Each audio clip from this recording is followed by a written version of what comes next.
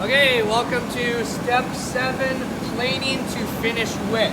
So the first thing we're going to do is set up the small planer, which is the Dewalt planer, to slightly less than 2 inches, which is 50 millimeters. Ensure the cyclones are turned on in the office and the blast gate is open. Here's the blast gate right here, open right like so. Line up your pieces, so reference RE, reference edge down. So we've got over here RE, reference edge down, and we also want to line up the ends so they're all together. Turn on the planer, feed pieces in together in groups of 2 or 3. And I'll show you that example in a second. Collect from the other side. Note, 1 single pass is all that is required. And then we'll confirm that the A's and B's measure 50 millimeters or 2 inches. Okay? So the first step to make sure is, does the machine turn on? In our case it does. If it doesn't, make sure that it's plugged in and that this is also turned on, like so.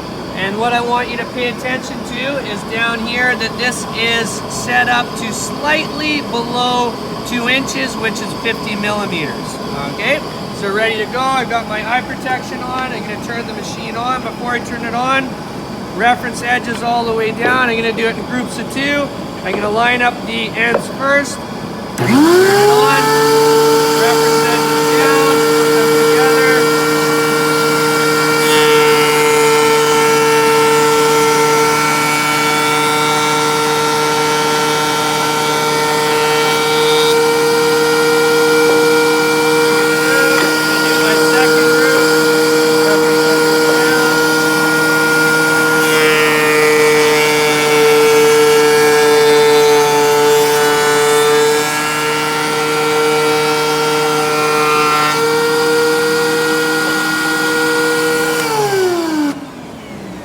And now we should have our pieces all at the same distance, and what we're going to do is we're going to confirm that our pieces are exactly 50 millimeters, which they are. So we've done that.